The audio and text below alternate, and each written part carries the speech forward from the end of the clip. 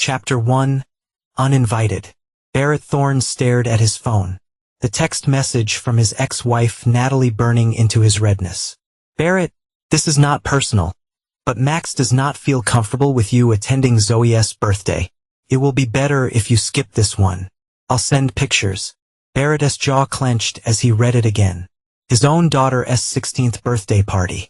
And he was being told not to come because Natalie's new boyfriend did not feel comfortable.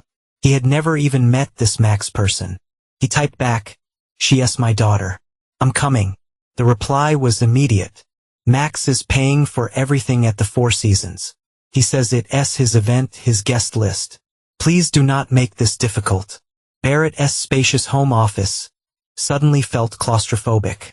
The sleek, minimalist furniture that usually brought him peace now seemed to mock his powerlessness. Outside his Florida-ceiling windows, Seattle's skyline glittered in the morning light. Oblivious to his fury, his phone rang. Zoe's name flashed on the screen. "Dad." Her voice was small, uncertain. "Hey, sweetheart. I was just talking to your mom about your party."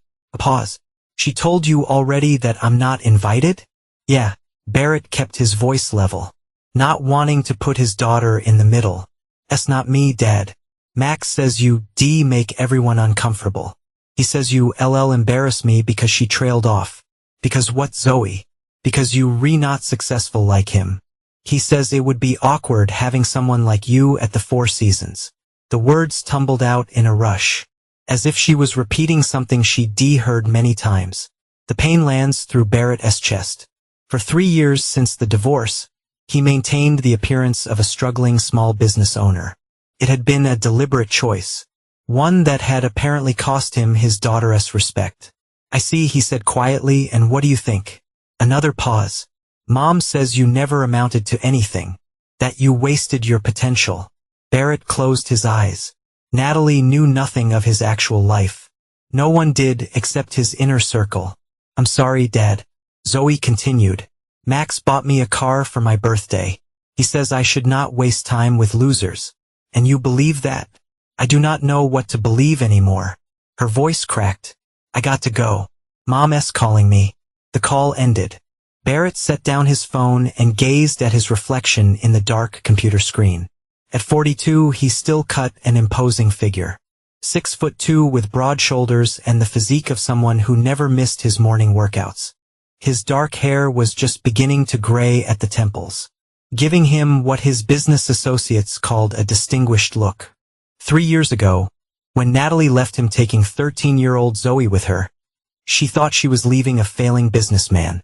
She had no idea that Barrett's apparent struggles were calculated move as he secretly built Thorne Innovations into a tech empire valued at over $2 billion. Only a select few knew that the modest Barrett Thorne Consulting was merely a front for his vast holdings. His real wealth and power remained hidden behind shell companies and discreet investments. A protective measure that I began during their marriage when Barrett recognized Natalie's growing materialism. His intercom buzzed. "Mr. Thorne, your 10 o'clock is here," announced his assistant. Barrett straightened his tie and pushed the hurt down deep where he kept all his old wounds. "Send him in, Ava." A tall man with weather-beaten features entered, while Garrison, Barrett's head of security and former Army Ranger, had been with him since the beginning. "You look like hell while observed. Natalie's banned me from Zoe's birthday party. Her new boyfriend does not want failures like me embarrassing them with the Four Seasons." Lyle's expression darkened. "That's cold. What are you going to do about it?" Barrett stood and walked to the window.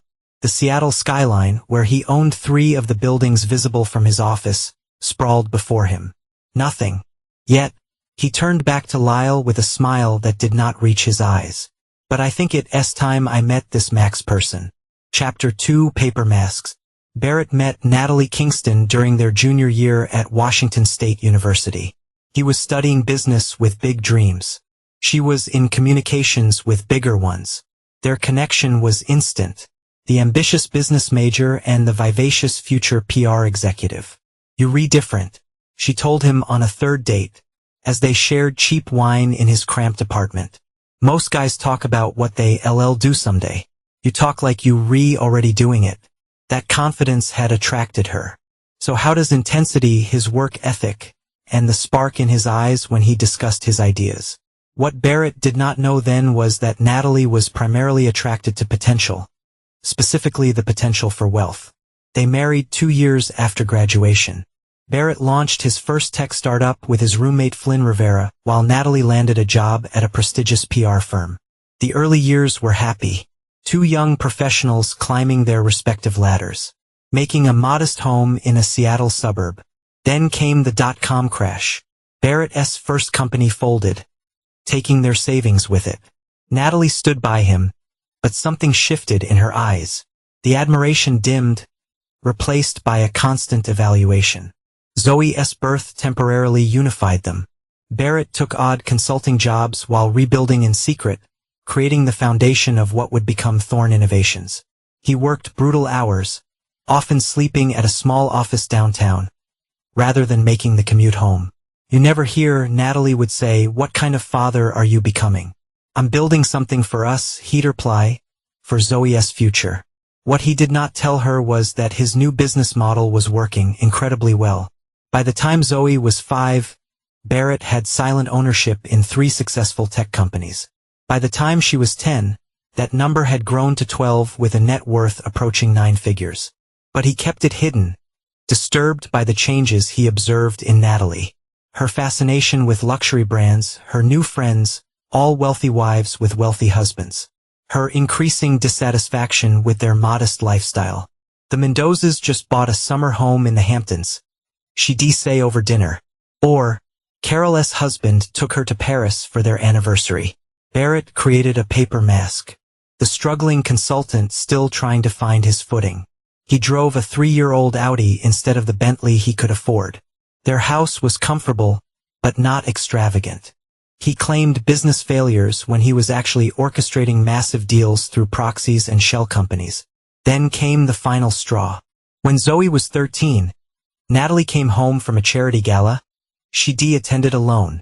"I met someone tonight," she announced, standing in their bedroom doorway while Barrett reviewed contracts. "His name is Maxwell Holloway. He owns Holloway Development Group." Barrett looked up, recognizing the name of a mid-sized property development company that specialized in high-end commercial real estate. "That's nice," he said, returning to his paperwork. "He asked me to dinner. I said yes." Barrett set down his pen. "You married, am I?" Natalie laughed bitterly. "To what? A man who's never here? Who's not give his family the life they deserve? Who's going nowhere while all our friends exceed?" "I provide for us," Barrett said quietly. "You provide mediocrity," she snapped. "I'm tired of making excuses for you, parties. Tired of watching other women get the life I deserved." A month later, she moved out, taking Zoe. The divorce was brutal but quick. Barrett let her believe what she wanted about his finances, paying a reasonable, but not extravagant settlement. Natalie walked away, thinking she'd escaped a failed husband, never realizing the fortune she'd left behind. Within 6 months, she was publicly dating Max Holloway. And within a year, Barrett had quietly acquired controlling interest in 3 companies that did essential business with Holloway Development Group. He never used this leverage. He simply held it, waiting, patient, calculating. Until now, Chapter 3, The Phantom Empire. She actually called you a loser to your face. Flynn Rivera's normally cheerful expression darkened as he paced Barrett's private office at Thorn Tower, the secret headquarters Barrett had built in downtown Seattle, concealed behind a modest facade of a shared workspace company he owned. "Not directly," Barrett replied, swirling the scotch in his glass. "But she's been filling Zoe's head with it for years." Flynn stopped pacing. At 41, he looked younger than Barrett, with his energetic movements and casual attire, a testament to his role as the public face of their technology ventures while Barrett operated from the shadows. "It's been 3 years, man. Maybe it's time to drop the disguise. At least with Zoe." Barrett stared out at the view from the 47th floor. His tower, his city. "I wanted to see who would stand by me when they thought I had nothing. And now you know," Flynn said softly. Barrett nodded, pain flashing across his features before the mask of control returned. Now I know his phone buzzed with a text from Ava. Research on Maxwell Holloway complete. Files uploaded to your secure server. Let us see what we re-dealing with. Barrett murmured, opening his laptop. The file was comprehensive. Maxwell Holloway, 45 CEO of Holloway Development Group, divorced twice before meeting Natalie. No children. Company valued at approximately $75 million. Substantial but a fraction of Thorn Innovation's worth. Known for flashy developments, celebrity connections, and aggressive business tactics. Most importantly, Holloway Development Group was currently seeking financing for a major Seattle waterfront project. They were biggest ever. And unknown to Holloway, the lending consortium they were negotiating with was controlled by one of Barrett's shell companies. He's leveraged to his eyeballs. Flynn observed, reading over Barrett's shoulder. One failed project away from trouble. Barrett stared at a photo of Max, tall, tanned, with two perfect veneered teeth and the smug expression of a man who never faced real consequences. And there's more, Flynn continued. Holloway Development just put in a bid to acquire the Westlake Center property. Guess who owns the holding company that controls it? Barrett smiled thinly. That would be me. This guy has no idea he's been swimming in your pond. No, Barrett said quietly. He does not. His phone rang, Zoe again. Barrett put on speaker. Dad, her voice was hushed as if she was hiding somewhere. I'm sorry about earlier. Max and Mama right there. It's okay, sweetheart. Barrett said, softening his tone. What's going on? Mama said I see a not at least video call you during the party on Saturday. She paused. I want you there, Dad. I do not care what Max says. Barrett exchanged a glance with Flynn. I want to be there too, Zoe. We'll figure something out. After they hung up, Flynn raised an eyebrow. Video call, huh? That could be interesting. Very interesting, Barrett agreed. His mind already racing. Especially if Max happens to be in frame when I answer. Later that evening, Barrett sat in his home study reviewing the latest acquisition proposals when his secure line rang. It was Lyle. Got something you should know? The security chief said without preamble. Holloway has been asking questions about you around town. Barrett set down his pen. What kind of questions? Basic background checks. Seems like he's trying to verify your loser status before the big party. Making sure you're as insignificant as Natalie claims. Interesting timing, Barrett used. He's been dating my ex-wife for years but only now decides to check me out. There's more, Lyle continued. The reason is the Westlake deal. Your name came up peripherally in some paperwork. And he's suddenly paranoid about connections he ca not explain. A slow smile spread across Barrett's face. So Max does not want me at the party because he thinks I'm a nobody. But he's also worried I might be somebody. Pretty much. What's your play here, boss? Barrett leaned back in his chair. The plan's crystallizing in his mind. For 3 years I've been invisible, Lyle. I think it's time to step into the light. Selectively, the video call, the perfect opportunity, Barrett agreed. Give me everything on Holloway's current projects, especially the waterfront development. I want to know every investor, every contractor, every permit application. After hanging up, Barrett opened his safe and removed a file labeled contingency. Inside was a detailed strategy he created years ago but never implemented. A systematic approach to revealing his true identity and status in ways that would maximize impact on specific targets. He developed it initially as a business tactic. Now it would serve a more personal purpose. Barrett updated the file with notes about the upcoming birthday party and video call. Then he opened his laptop and typed an email to his attorneys, instructing them to prepare for significant business moves in the coming weeks. As Barrett worked late into the night, a text from Natalie arrived. Please do not make a scene about the party. Max is very particular about his social circle.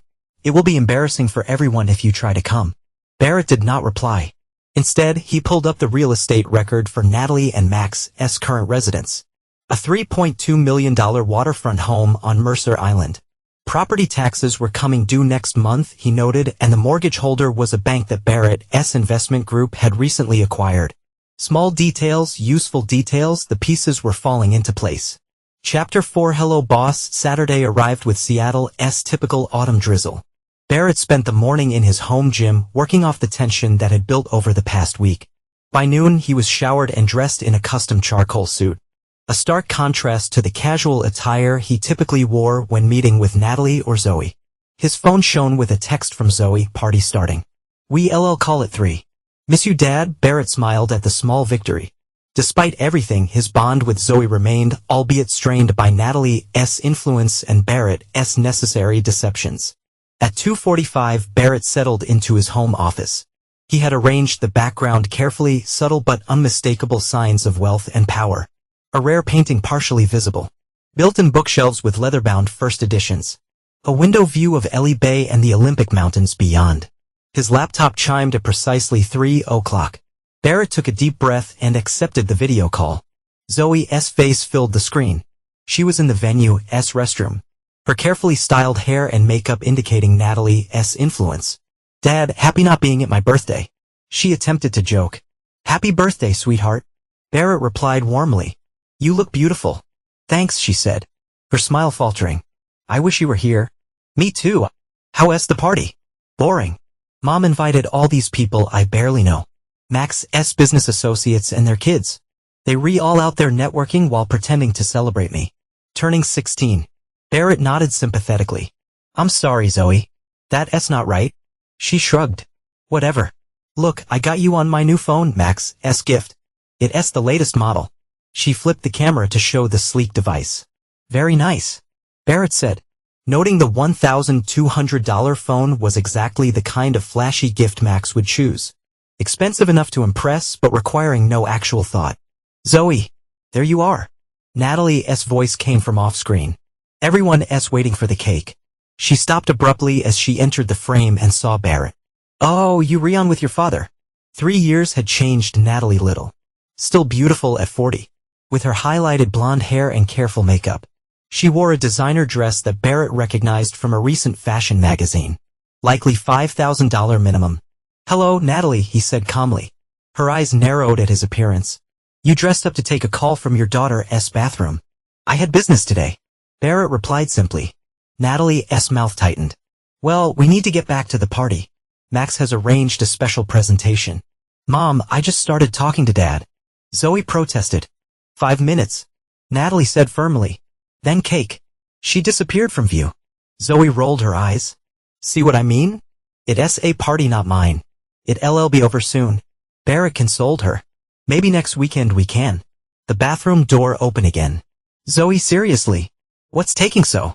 A man's voice cut off as he entered the frame. Tall, fake-tanned. With that too white smile Barrett had seen in photos. Max will hollow away. Max stared at the screen. Recognition slowly dawning on his face as he took in Barrett's appearance and surroundings. Who is this? Max asked, his tone condescending. My dad, Zoe said tersely. Dad, this is Max. Max's smile was patronizing. Ah, the ex-Natalie's told me all about you. Still doing that little consulting thing. Barrett's smile was shark-like. Among other things. Well, sorry you could not make it today. Very exclusive venue, you understand. Need to maintain certain standards. Max placed a proprietary hand on Zoe's shoulder. Barrett leaned forward slightly. Understand completely, Maxwell. Standards are important in all aspects of life. Business included. Something in Barrett's tone made Max pause. He studied Barrett more carefully. Taking an expensive suit, the office background, the confident demeanor that did not match Natalie's descriptions. Have we met before? Max asked, his smugness faltering slightly. Not formally, Barrett replied. Though you've been in several meetings with my representatives. Max frowned. What company did you say you were with? I did not. But you've been negotiating with my lending consortium for the Waterfront Place project. And my real estate division is reviewing your bid for the Westlake Center acquisition. The color drained from Max's face. His eyes widened as realization hit him. You see a not be. Barrett Thorne, Barrett confirmed, his voice like ice. CEO of Thorne Innovations Group, owner of Cascade Investment Partners and majority stakeholder in Pacific Northwest Holdings. Max's mouth opened and closed several times before he managed to speak. But that's impossible. Thorne Innovations is worth billions. He turned to Zoe. Your mother said he was a failed businessman. Zoe looked between Max and the screen, confusion evident. Dad, what's going on? Before Barrett could respond, Max blurted out, hello boss. I had no idea. There must be some misunderstanding. Natalie appeared behind them. Irritation on her face. What's taking so long? The guests are. She stopped when she saw Max's expression. What's wrong? Max grabbed the phone, angling it so Natalie could see Barrett clearly. Did you know who your ex-husband actually is? He hissed. Natalie stared at the screen. What are you talking about? That's just Barrett. Just Barrett. Max laughed a high nervous sound. Natalie, your ex-husband is Barrett Thorne. The Barrett Thorne. My company has been courting his investment group for months. He controls half the commercial real estate in Seattle. Natalie's face went blank with shock. That's not possible. Barrett was struggling when we divorced. His business was barely staying afloat. That's what you wanted to believe. Barrett said quietly. I never corrected you. The silence that followed was deafening. Zoe looked shell-shocked. Max appeared terrified. And Natalie's expression shifted rapidly from disbelief to calculation. Barrett, she finally said, her PR training kicking in as she attempted a warm smile. They've been a terrible misunderstanding. Of course you welcome at Zoe's party. In fact, why don't you come right now? We'd all love to see you. Barrett checked his watch. I'm afraid I have a board meeting in 30 minutes. Perhaps another time. But surely you could, Max began. Goodbye, Zoe. Happy birthday. Barrett interrupted. We'll talk soon. Into the call before they could respond. Barrett leaned back in a chair, heart pounding despite his outward calm. The moment of revelation had arrived sooner than he'd planned. But the shocked expressions on their faces have been worth the wait. His phone immediately lit up with texts. From Natalie, we need to talk. Call me ASAP. From Max. Mr. Thorne, sincere apologies for the misunderstanding. Would very much like to discuss privately. Can meet at your convenience. And finally from Zoe. Dad? What just happened? Why did not you ever tell me? Barrett ignored them all and called Flynn instead. How did it go? His friend asked. Better than expected, Barrett replied. The grenade has been thrown. Now we watch the explosion. Chapter 5, Damage Control. The Four Seasons ballroom descended into chaos after the video call ended. 16-year-old Zoe sat stunned on a bathroom couch while Natalie paced frantically before her. This is insane, Natalie muttered. It's not be true. He was struggling when we split. The settlement was modest. He drove a sensible car. We lived in a normal house. Well, he's not struggling now. Max snapped his normally perfect hair to shovel from running his hands through it repeatedly. Do you have any idea what this means? My entire waterfront development hinges on financing from his company. Natalie rounded on him. This is your fault. You were the one who insisted he could not come. Because you told me he was a nobody. Max shouted. A small-time consultant who could not hack it in the real business world. Those were your exact words. Zoe looked between them. Her birthday celebration forgotten. Stop it. Both of you, she stood. Her designer dress swishing angrily. All this time, you've been telling me Dad was a failure. Making me feel sorry for him. And now I find out he is some billionaire. We do not know that he is a billionaire. Natalie said weakly. Thorne Innovations is valued at over $2 billion. Max countered, checking his phone frantically. I just looked it up. How did I not connect the names before? Barrett Thorne Consulting. Thorne Innovations. God, I'm an idiot. Outside the bathroom, the party guests murmured in confusion. The birthday girl had disappeared. The cake sat uncut. And the hosts were nowhere to be seen. We need to fix this. Natalie decided. Switching to crisis management mode. Max, go out there and tell everyone we're having a small family moment. Zoe will be out soon for cake. I need to call Barrett. Good luck with that. Max muttered, straightening his tie before heading out. Natalie pulled out her phone and dialed Barrett. It went straight to voicemail. She tried again with the same result. Then sent another text. Barrett, please call me. We need to talk about Zoe. Zoe watched her mother with new eyes. You left him because you thought he was not successful enough. It was not a question. Natalie's perfectly manicured hand trembled slightly. It was more complicated than that, honey. Was it Zoe's voice was hollow? Because I remember when you started seeing Max. You kept talking about his house, his cars, his connections. You never talked like that about Dad. Your father and I had issues long before. Save it. Zoe interrupted, standing up. I'm going home. Home? Zoe, this is your birthday party. There are 50 people out there. Your friends. Max's business contacts. Not mine. Zoe grabbed her purse. I'm calling an Uber. Do not be ridiculous. We'll talk about this later. Natalie grabbed her daughter's arm. Zoe pulled away. Like we talked about banning Dad for my party. Or how about all those times you told me not to expect much from him for birthdays and Christmas? Because he simply not afford it. Natalie flinched. I was trying to manage your expectations. Well, consider my expectations completely unmanaged. Zoe stalked out of the bathroom, leaving her mother staring after her.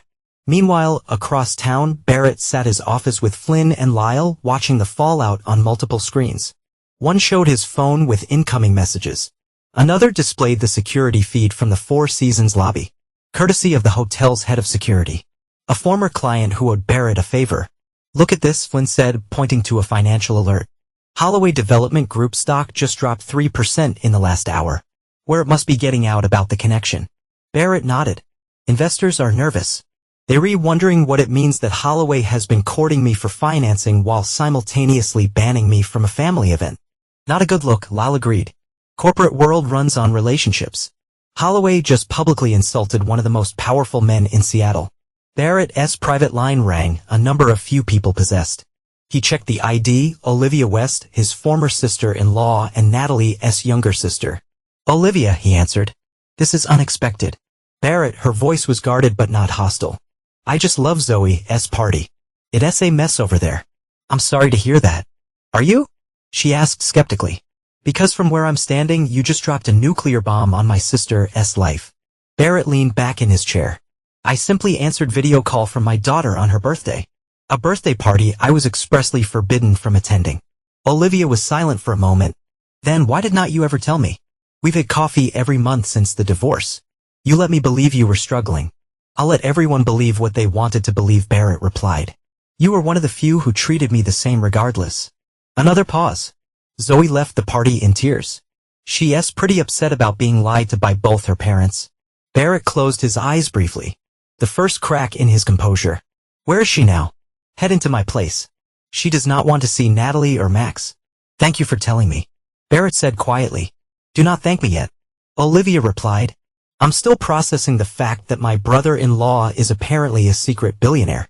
Also, Natalie is on a warpath. She's convinced you hid assets during the divorce. Everything was disclosed according to legal requirements. Barrett said calmly. The value of my holdings at that time was accurately reported. What happened after we separated is another matter. God, you always were 10 steps ahead. Olivia said, a reluctant admiration in her voice. I have to go, Zoe's arriving. Just be careful, Barrett. This is not just about Natalie and that jackass she's dating. Zoe's caught in the middle. After hanging up, Barrett turned to Flynn and Lyle. Zoe's staying with Olivia tonight. Flynn nodded. Good, gives everyone time to cool off. He hesitated. What exactly is your game here, Barrett? Humiliating Max and Natalie? Or something more? Barrett's expression hardened. They need to understand the consequences of their actions. All of them. Even Zoe, while asked quietly. Zoe will learn a valuable lesson about judgment and loyalty. Barrett replied. Sometimes the truth hurts before he heals. His phone buzzed with another text from Max. Mr. Thorne, I've been trying to reach you. The Waterfront Place presentation is Monday. Please do not let personal matters affect our professional relationship. I had no idea of your connection to Natalie when we began discussions. Barrett showed the message to Flynn, who laughed. That's a lie. He's been with Natalie for years. Of course it's a lie, Barrett agreed. And Monday's presentation is about to become very interesting. He picked up his phone and called his executive assistant. Eva, contact the board. I'll be personally attending the Holloway Development presentation on Monday. An hour later, Barrett's security team reported that Natalie had arrived at his building, demanding to see him. He instructed the lobby security to send her up. No point delaying the inevitable confrontation. When Natalie stormed into his office, she stopped short at the sight of the expansive space with its panoramic views and expensive furnishings. How long? She demanded without preamble. How long have you been living like this while I thought you were barely getting by? Barrett dismissed Flynn and Lyle with a nod before turning to his ex-wife. Would you like a drink? You seem upset. Upset? You've been lying to me to our daughter for years. I never lied, Barrett corrected. I simply allowed you to believe what you wanted to believe. You decided I was a failure and left. I did not correct your assumption. Natalie paced the office, taking any evidence of Barrett's success. This is crazy. You were struggling when we were together. Your business was barely breaking even. The business you saw was barely breaking even. Barrett agreed. The others were quite profitable. Others? Natalie stopped pacing. What others? Barrett gestured to a wall displaying framed corporate logos. Dozens of them. All subsidiaries of the renovations. I kept my real work compartmentalized. Only a few trusted people knew the full extent of my operations. What? Natalie's voice cracked. Why would you hide this from me? I was your wife. You were. Barrett acknowledged, his tone cooing. A wife who measured her husband's worth by his bank account rather than his character. A wife who left when she thought she'd found someone more successful. Natalie flinched. That's not fair. Our marriage had problems. Yes, it did. Barrett interrupted. And instead of working through them, you jumped ship to the first flashy alternative that came along. How's that working out for you now, Natalie? Now that you know Max is not the biggest fish in the pond after all. Natalie's expression shifted, anger giving way to calculation. She moved closer, her voice softening. Barrett, we should talk about this rationally. For Zoe's sake, she's confused and hurt. As she should be, she's been taught to disrespect her father based on lies. Not lies? Natalie protested. Misunderstandings. We can fix this. Maybe we all need a fresh start. Barrett laughed, the sound devoid of humor. A fresh start? Is that what this is about? Now that you know what I'm really worth, you reconsidering your options. Natalie's face flushed. That's cruel. I'm thinking about our daughter. No, you rethinking about yourself. You always have. Barrett stood, signaling the end of the conversation. Go back to Max, Natalie. Explain to him how you sabotaged his business by turning his potential biggest investor against him. I'm sure he'll be very understanding. Barrett, please. We done here, he said, pressing the intercom. Eva, please show him his Kingston out. As Natalie left, fury and fear warring in her expression, Barrett returned to the window, gazing out at his city. Phase 1 was complete. The revelation had landed with maximum impact. Now is time for Phase 2. Chapter 6, The Iron Fist. Monday morning arrived with dark clouds and a sense of impending doom at Holloway Development Group headquarters. Max Holloway had barely slept all weekend, alternating between desperate attempts to reach Barrett Thorne and frantic meetings with his executive team. The Waterfront Place project was Holloway's most ambitious development to date.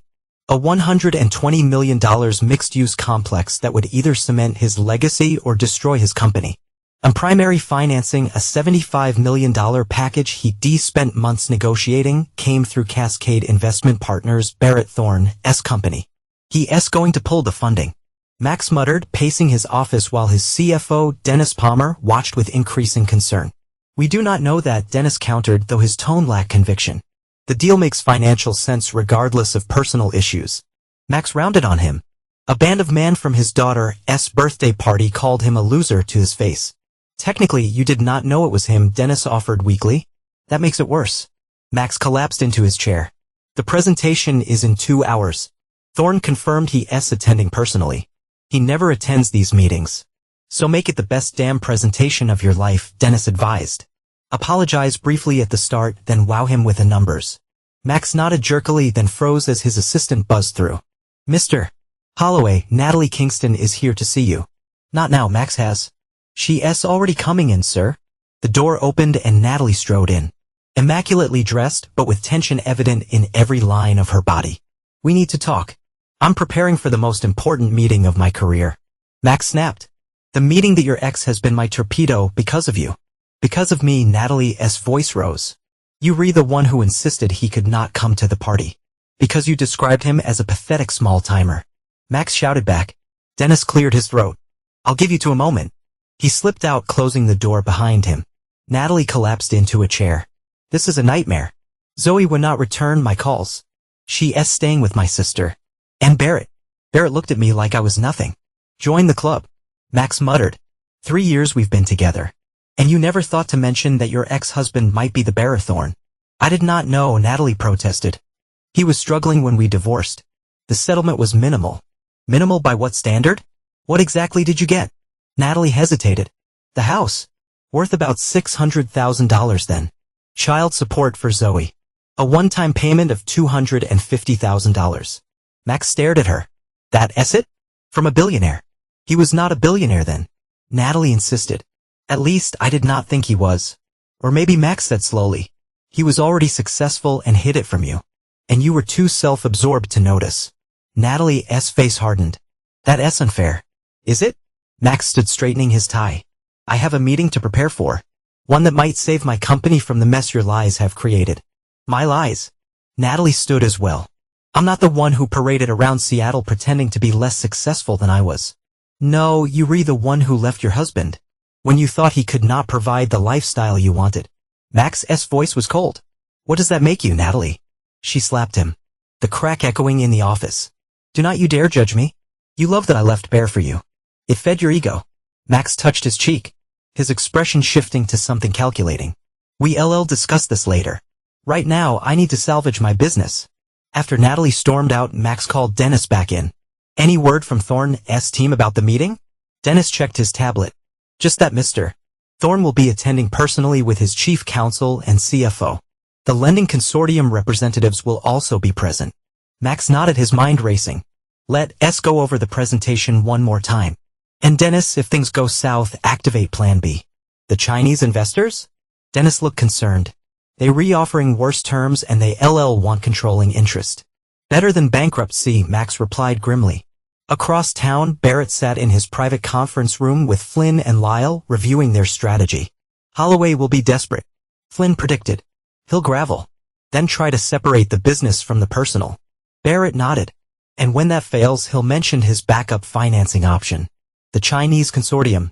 Lyle raised an eyebrow, which you already bought out last week. Precisely, Barrett smiled thinly. Every escape route blocked.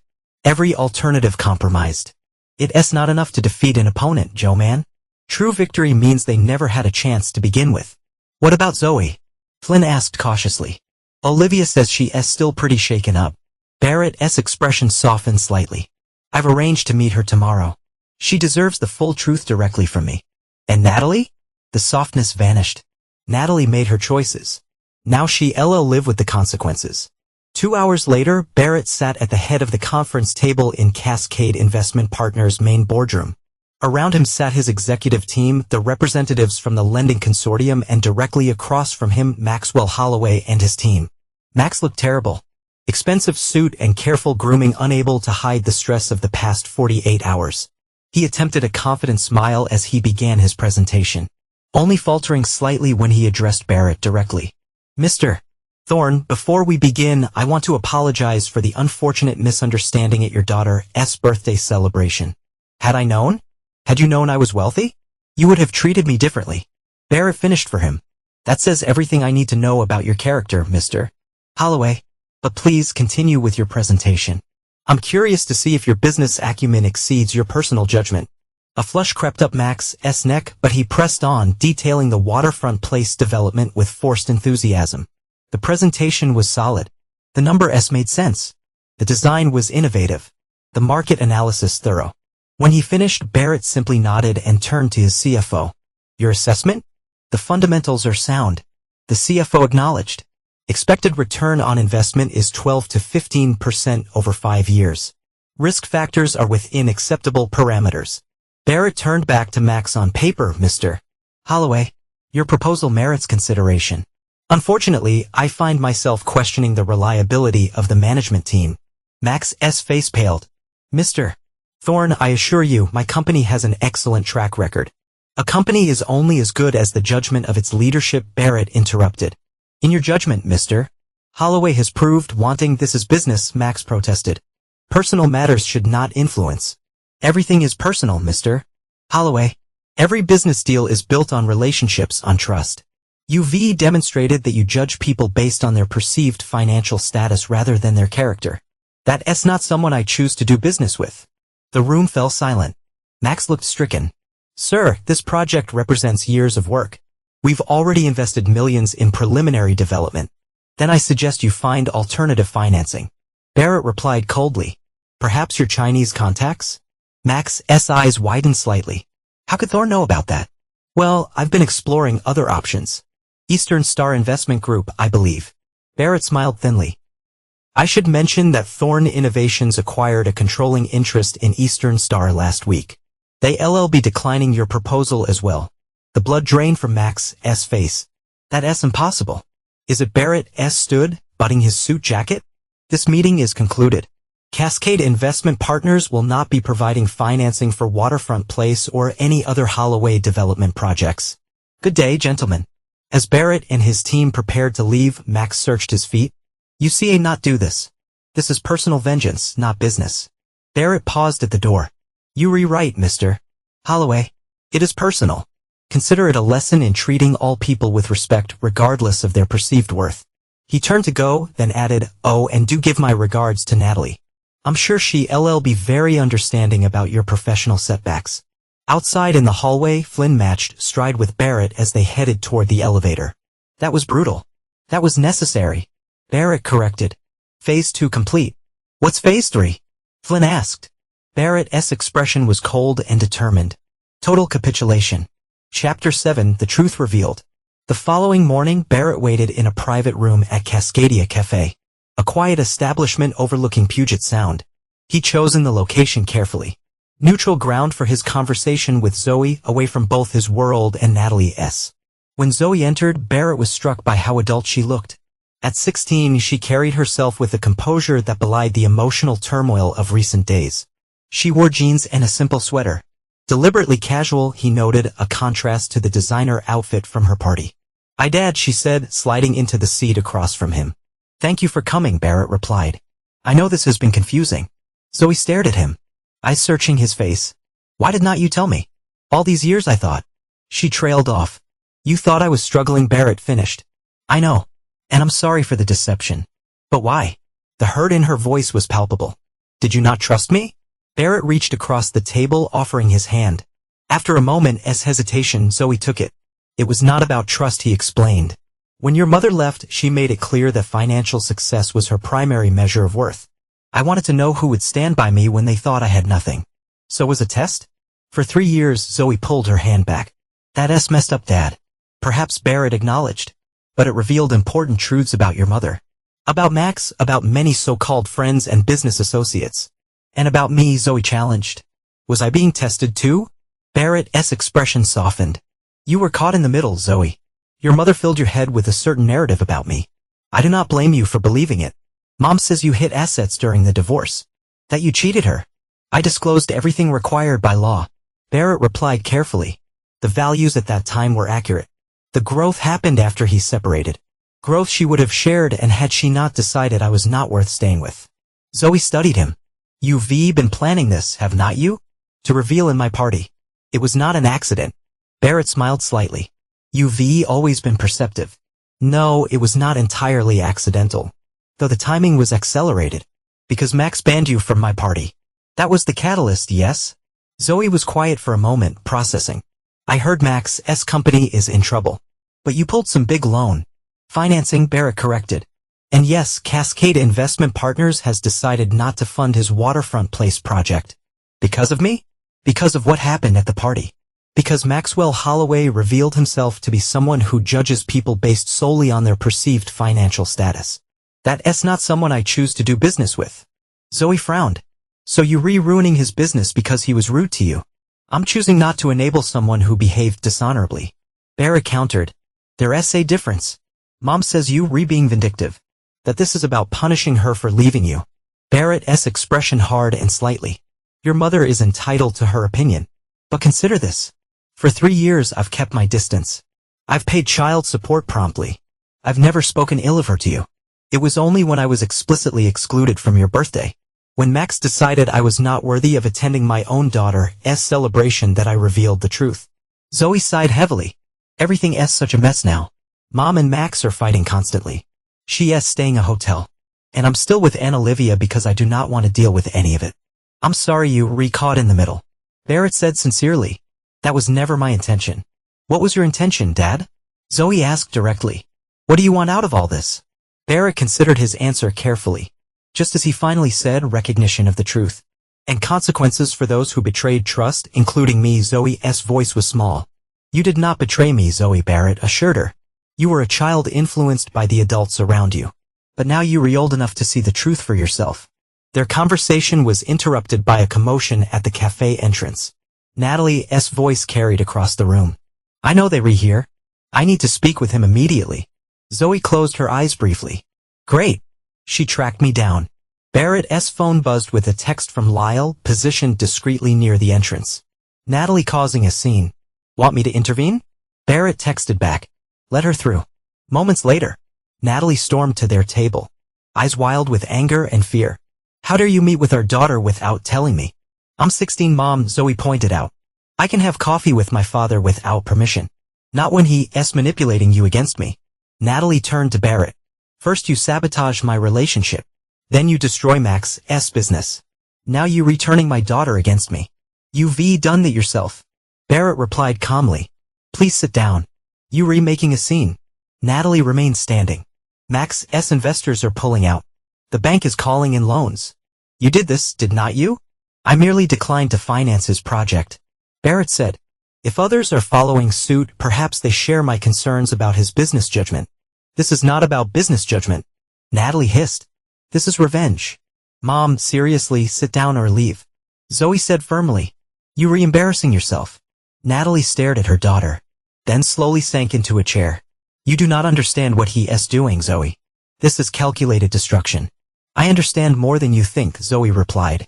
I understand that you left Dad because you thought he was not successful enough. I understand that you've been telling me he's a failure for years. And I understand that the moment you found out he's actually rich, you started having second thoughts about Max. Natalie flinched. That's not true. Is not it? Zoe challenged. Aunt Olivia told me you've been talking about how you and Dad might reconnect for my sake. Barrett raised an eyebrow. Have you, Natalie? How pragmatic of you. Natalie flushed and rallied. You've been lying to everyone for years, Barrett. Living this double life. How's that any better than what you accuse me of? I never lied, Barrett corrected.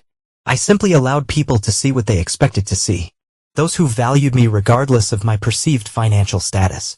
They knew the truth. Olivia. Flynn. Lyle. People who saw my character. Not my bank account. And now you what?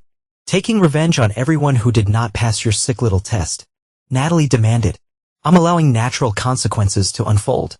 Barrett replied. Nothing more. Natalie laughed bitterly. Natural consequences? You deliberately destroying Max's company. I'd inclined to invest in it. Barrett corrected. If his company cannot survive without my investment, that speaks to fundamental weaknesses in his business model. Stop it. Both of you. Zoe interrupted. This is not accomplishing anything. She stood. I'm going back to Anel Levius. I need space from both of you right now. As Zoe walked away, Natalie turned to Barrett. Her voice low with fury. This is not over. You think you've won, but you have not. Barrett met her gaze steadily. It was never about winning, Natalie. It was about truth. And the truth is that you valued wealth over loyalty. Appearance over substance. You taught her daughter to do the same. That ends now. Is that a threat? A promise, Barrett replied. Phase 3 begins tomorrow. I suggest you prepare yourself. Natalie's eyes widened slightly. What does that mean? But Barrett was already standing, dropping cash on the table for the untouched coffee. Goodbye, Natalie. Give my regards to Max. As Barrett walked away, his phone buzzed with a text from Flynn. Chinese investors pulled out officially. Holloway stopped down 27% today. Board calling emergency meeting tonight. Barrett smiled thinly. Everything was proceeding according to plan. Chapter 8, The Fall. The emergency board meeting at Holloway Development Group lasted until 2 a.m.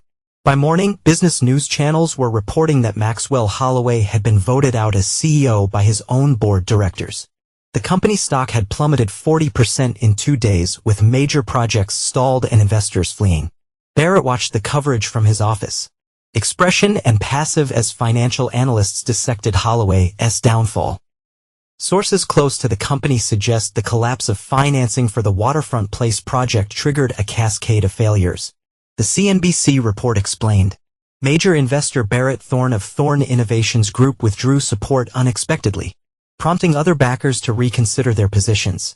Flynn entered with coffee, nodding toward the screen. They recalling it the Holloway implosion.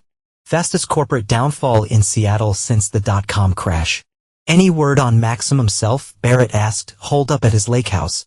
Not taking calls. Flynn hesitated. Natalie's been trying to reach you. 11 messages since last night. Barrett nodded and Zoe still with Olivia. She's watching all this unfold from a distance. The intercom buzzed. Mr. Thorne Ava announced the Holloway Development Group board is online 1. They requesting an urgent meeting. Barrett exchanged a glance with Flynn. Right on schedule, put them through. The board chairman's voice was tense. Mr. Thorne, in light of recent changes in leadership, We were hoping to discuss the possibility of reviving discussions about the waterfront place financing. I see, Barrett replied coolly, and what assurances can you provide that the new management will demonstrate better judgment than Mr. Holloway? We've appointed Thomas Reed as interim CEO. He is eager to meet with you personally to discuss a path forward. Very well. 3:00 today in my office.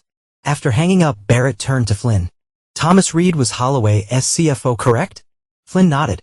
Been with the company 15 years. Respected in the industry.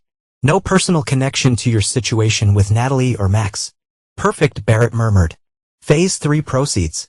Throughout the day, Barrett monitored the fallout. Max's ouster dominated local business news. Financial analysts dissected Holloway Development's precarious position. Social media buzzed with rumors about the connection between Barrett, Max, and Natalie. At 1:30, Natalie arrived unannounced at Thorn Tower, demanding to see Barrett. Security called up for instructions. Send her to conference room B, Barrett directed. I'll meet her there.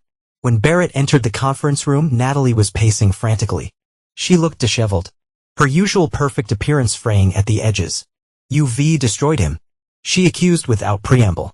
The board fire axe. The bank is foreclosing on our house. His assets are frozen. Barrett sat calmly. I've done nothing illegal or unethical. I declined to finance a project led by someone whose judgment I could not trust. Others made their own decisions. This is vindictive. Natalie cried. You punishing him. Punishing us because I left you. No.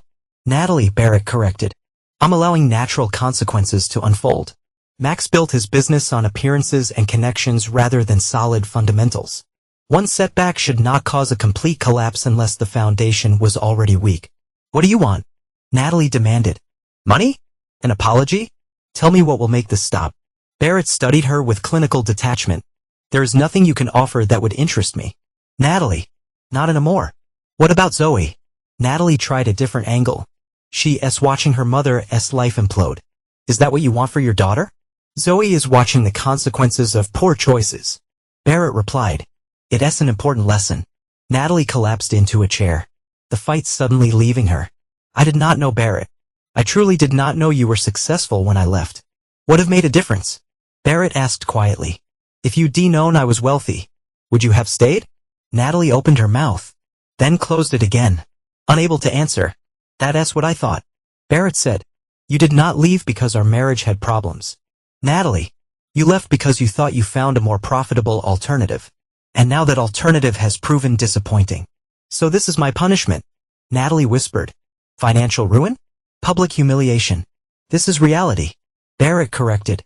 Reality without the cushion of my protection. You chose this path. Natalie. Now I get to walk it. I have nothing left. She said, voice breaking. Max is blaming me for everything. We were losing the house. My friends would not return my calls. You have exactly what you had when you left me. Barrett pointed out. The settlement was fair. The house I bought you was paid for. You have skills and education. What you do not have is the lifestyle that Max's money provided. Money he did not actually have, as it turns out. Natalie stared at him. A dawning realization in her eyes. You're not going to help me, are you? No matter what I say or do. No, Barrett confirmed. I'm not. Not even for Zoe's sake. Zoe is nearly an adult. She'll always have my support. But you. Natalie, you made your choices. I respected those choices for 3 years. I kept my distance. I allowed you to build your new life with Max. It was only when you both actively disrespected me, banned me from my own daughter's celebration, that I responded. Natalie was quiet for a long moment. Then what happens now? Now Barrett stood. Now I have a meeting with Holloway Development Group's board of directors. They were very eager to discuss financing options with me. Without Max, of course. You going to save his company after destroying him? Natalie asked incredulously. I'm going to acquire his company. Barrett corrected. At a significant discount. It's a sound business decision. And me and Zoe will always be my daughter. She'll want for nothing. Barrett moved toward the door. As for you, Natalie, you're free to rebuild your life however you see fit. Just not with my assistance. Barrett. Natalie called as he reached the door. I'm sorry. For what it's worth, I'm truly sorry. Barrett paused, his back to her. Your apology is noted, Natalie. But as you once taught me, some things not be forgiven. At 3 p.m. sharp, Barrett met with the Holloway Development Board. The directors were deferential, almost obsequious as they presented their revised proposal for Waterfront Place. Thomas Reed, the interim CEO, outlined changes to the management structure and financing approach. We've removed all of Mr. Holloway's personal projects from the development pipeline, Reed explained, focusing only on ventures with proven market demand and realistic financial models. Barrett nodded, reviewing the revised projections. And Mr. Holloway's equity position. The board has agreed to a buyout of his shares, Reed replied. Given the current valuation, it's some modest package. I see, Barrett said, and what would the board's position be on an acquisition offer for the entire company? The directors exchanged glances. Wait, it would be open to discussing such an offer. The chairman said carefully. Barrett smiled thinly. Excellent. My team will provide terms this evening. I suggest you review them promptly. As the directors filed out, Flynn entered with a tablet. I assume we're moving forward with the acquisition. Barrett nodded. Prepare the offer. 50 cents on the dollar of last week's valuation. Non-negotiable. And Flynn, make sure the terms specify that all current executives must resign upon completion except for Thomas Reed. Cleaning house completely? New ownership. New beginning. Barrett replied. No connections to the past. Later that evening, as Barrett worked in his home office, his secure line rang. It was Olivia. I thought you should know, she said without preamble. Zoe decided to move in with me permanently. She does not want to live with Natalie anymore. Barrett set down his pen. Is she certain? That's a significant decision. She's been watching everything unfold. Olivia replied. The news about Natalie's meltdown, your acquisition of Holloway Development. She's connecting the dots. And she's impressed by your strategic thinking but disturbed by your ruthlessness. Olivia said bluntly. Her words, not mine. Barrett was silent for a moment. Is she afraid of me? Not afraid. Olivia clarified. But she's seeing a side of you she never knew existed. It's a lot to process. I never wanted to hurt her. Barrett said quietly. I know that. Olivia assured him. And deep down so does she. But Barrett, this scorched earth approach. It's affecting more than just Natalie and Max. It was necessary. Barrett insisted. Was it Olivia challenged? Or has this become about proving something to yourself? About making sure everyone knows Barrett Thorne is not a man to be crossed? Barrett had no immediate answer. Just think about that. Olivia continued more gently. Zoe wants to have dinner with you tomorrow. Just the two of you. She asks questions. Of course, Barrett agreed. Tell her to name the time and place. After hanging up, Barrett stood at his window for a long time, staring out at the city lights.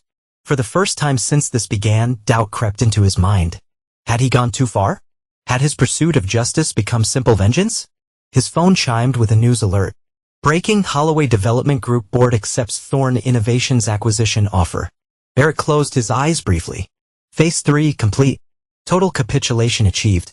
So why did not it feel like victory? Chapter 9, No Forgiveness.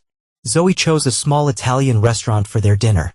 The same place Barrett used to take her for birthday celebrations when she was younger. It was a deliberate choice, he recognized. A reminder of simpler times. She was already seated when he arrived, wearing a simple sweater and jeans rather than the designer clothes Natalie preferred. Her expression was guarded but not hostile.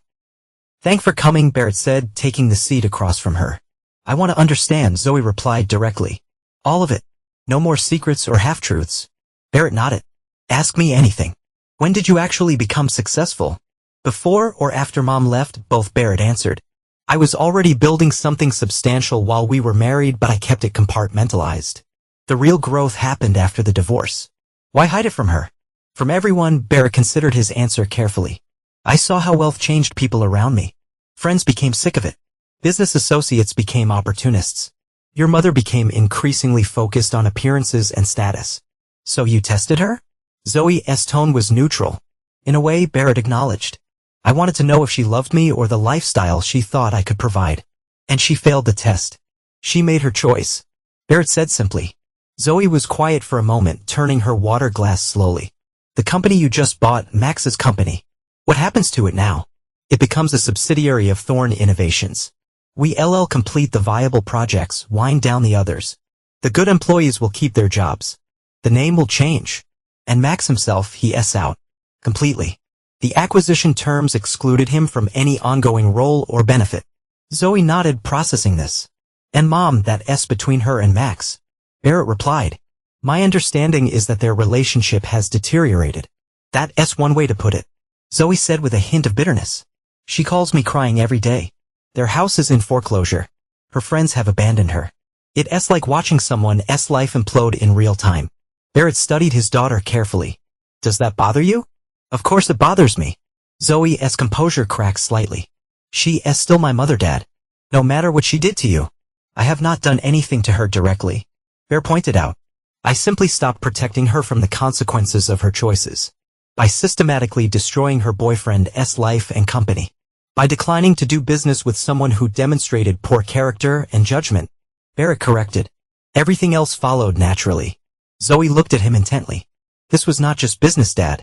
Be honest with me. This was personal. Barrett met her gaze. Yes, he admitted. It was personal when Max banned me from your birthday. It crossed a line. Not because of my ego, but because he tried to sever my connection to you, my daughter. But I could not forgive. And Mom, can you forgive her? Barrett was silent for a long moment. No, he finally said. I see not. Even if she's truly sorry. Even if she's learned her lesson. Some betrayals run too deep. Barrett replied quietly. Some choices have permanent consequences. Zoe looked down at her untouched meal. She wants to meet with you. To apologize properly. She thinks if you just talk, it will not change anything. Barrett interrupted gently. I do not hate your mother, Zoe. I do not wish her ill. But I do not forgive her either. And I never will. That seems harsh. It's honest. Barrett countered. Would you prefer I pretend forgiveness? I do not feel. Zoe sighed heavily. I do not know what I want. Everything's changed so fast. 2 weeks ago, I thought my dad was a struggling consultant. And my mom was happily dating a successful developer. Now you see the reality behind a facade. Barrett finished. It's not easy, I know. What about Max? Zoe asked. He came to Aunt Olivia's yesterday looking for Mom. He was broken, Dad, literally begging for help. And nothing. Aunt Olivia sent him away. Zoe studied her father's face. He might lose everything. His reputation, his career, his home. Does that satisfy you? Barrett's expression remained calm. It's not about satisfaction, Zoe. It's about justice or revenge. Perhaps both, Barrett admitted. Max chose to judge me based solely on my perceived financial status. He treated me with contempt when he thought I was beneath him. Now he learns what true power actually looks like. Zoe was quiet for a long time. You know, Mom always said you were cold when it came to business. That underneath the charm was something unyielding. I never believed her until now. Barrett did not flinch from her assessment. In business, as in life, clarity is essential. Max and your mother made their choices with clear eyes. Now they face the consequences with equal clarity. And me? Zoe asked quietly. What are the consequences for me? For believing what Mom told me about you. Barrett reached across the table, taking her hand. You were a child caught between warring parents. There are no consequences for you, Zoe. Only a father who loves you unconditionally. Even though I did not always treat you with respect, tears shimmered her eyes. Even though I believed you were a failure, even then, Barrett assured her. Always, Zoe wiped her eyes. I want to understand you better, Dad. The real you, not the version Mom described or the version you pretended to be. Barrett smiled slightly. I'd like that. But I need you to understand something too. Zoe continued, her voice strengthening. I see not just abandon Mom no matter what she did to you. She's still my mother. I would never ask you to choose. Barrett said sincerely. Your relationship with your mother is yours to define, not mine. Zoe nodded, relief evident in her expression. There's something else. Max came to Mom's hotel this morning. She hesitated. What happened? Barrett's voice sharpened. Nothing violent, Zoe assured him. But he blamed her for everything. Said she ruined his life by lying about you. It was ugly, Dad. Really ugly. He called her terrible things. Barrett's expression hardened. Did he threaten her? Not physically. But he said he'd make sure she suffered like he was suffering. Zoe looked troubled. I've never seen someone so broken and angry at the same time. Barrett made a mental note to have while increased security around Natalie's hotel. Whatever his feelings about his ex-wife, he would not allow her to be threatened. Max will leave Seattle soon. Barrett predicted. There's nothing left for him here. His reputation in the business community is finished. Because you made sure of it, Zoe observed. Because he made choices that led to this outcome. Barrett corrected. I simply revealed the truth. The rest happened naturally. Their dinner concluded with tentative plans for the future. Zoe would continue living with Olivia for now, but would spend weekends with Barrett. They would rebuild their relationship on honest ground one step at a time. As Barrett walked her to Olivia's car, Zoe paused. One last question, Dad. Was it worth it? All of this? Barrett considered the question carefully. Ask me again in a year, he finally said. When the dust is settled and we can see clearly what remains. Zoe nodded, then hugged him. The first genuine embrace they shared in years. Good night, Dad. Good night, sweetheart. As Barrett watched the car pull away, his phone rang. It was Flynn. It's done. His friend reported. Holloway Development Group is officially part of Thorn Innovations. The papers are signed. The money transferred. And Max left the building with a cardboard box and a security escort. Thomas Reed says he was not gracious in defeat. Barrett was not surprised. Have Lala arrange additional security for Natalie. Max may redirect his anger toward her. Already done, Flynn assured him. Also, the Seattle Business Journal wants an interview about the acquisition. You recalled if you want to go public now or maintain the low profile. Barrett considered the question. Schedule the interview. It's time to step out of the shadows. On my terms. 3 days later, Barrett sat in his office, reviewing the final acquisition documents when Ava buzzed through. Mr. Thorn, Natalie Kingston is here. She does not have an appointment, but she's quite insistent. Barrett sighed. Sent her up. When Natalie entered, Barrett barely recognized her. Gone was the polished, confident woman who had dominated Seattle's social scene. In her place stood someone diminished. Designer clothes replaced by simple attire. Perfect makeup absent. Eyeshadowed by sleepless nights. Thank you for seeing me, she said quietly, remaining standing even when Barrett gestured to a chair. What can I do for you, Natalie? Nothing, she admitted. That's not why I'm here. I came to apologize. Properly. Barrett waited. Expression neutral. I made terrible choices. Natalie continued. I judge you based on wealth rather than character. I taught our daughter to do the same. I left when I thought you could not give me the lifestyle I wanted. She paused, gathering herself. I was wrong, Barrett. Deeply, unforgivably wrong. Yes, Barrett agreed calmly. You were. Natalie flinched slightly at his direct agreement, but pressed on. I do not expect forgiveness. I do not deserve it. But I wanted you to know that I understand now. What I threw away. Who you really are. And who am I, Natalie? Barrett asked. Curious despite himself. Someone who never forgot. Never forgive. She met his gaze directly. Someone who waited patiently for years to deliver justice. Barrett did not deny it. Is that all you came to say? Natalie hesitated. Max is gone. He left Seattle yesterday. Before he left, he blamed me for everything. Said I destroyed his life by lying about you. And did you lie about me, Natalie? Or did you simply not know the truth? Both, she admitted. I did not know how successful you really were. But I convinced myself you were a failure to justify leaving. I needed you to be less than you were so I could feel better about my choice. Barrett nodded, appreciating her honesty if nothing else. I've lost everything. Natalie continued. My relationship. My social standing. Most of my friends. My daughter's respect. She paused. Was that your plan all along? Total destruction. My plan was to live my life authentically. Barrett replied. To build something meaningful. To be there for my daughter. You and Max forced the confrontation, not me. Natalie nodded slowly. I understand. And I would not bother you again after today. She hesitated. I just want to know if there's any part of you that remembers what we once had. Before it all went wrong. Barrett studied her for a long moment. I remember, he finally said.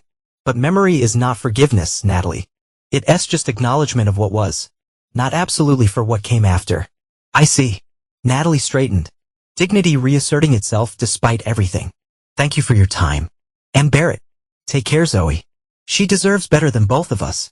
As she turned to leave, Barrett spoke again. Natalie, the settlement house is still in your name. No one is taking that from you. And your PR skills are still valuable. You can rebuild. Natalie paused at the door. Is that compassion? Clarity. Barrett corrected. I do not wish you suffering. Natalie, I simply refuse to shield you from the natural consequences of your choices. After she left, Barrett returned to the window. Gazing out at the city he quietly conquered while others underestimated him. The interview with the Business Journal would run tomorrow, officially unveiling Barrett Thorn as the power behind Thorn Innovations. His days of invisibility were ending. His phone buzzed with a text from Zoe. Dinner this weekend? My treat this time. Barrett smiled. The first genuine smile in weeks. I'd like that, he replied. The empire he built would continue to grow. The lessons he taught would not be forgotten, and the line he drawn between those who stood by him and those who betrayed him would remain indelible. Some might call it ruthless. Barrett Thorne called it justice.